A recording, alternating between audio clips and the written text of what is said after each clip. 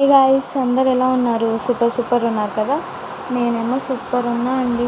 ముందుగా ఒక like and subscribe చేసుకోండి గాయ్స్. అలానే మనం ఈ వీడియోలో మేఘ సందేశం సీరియల్ లేటెస్ట్ ప్రోమో ఎక్స్ప్లెయిన్ చేసుకుందాం. కేపీ ఏమో శరత్చంద్రని చంపడానికి వస్తూ ఉంటాడనమాట.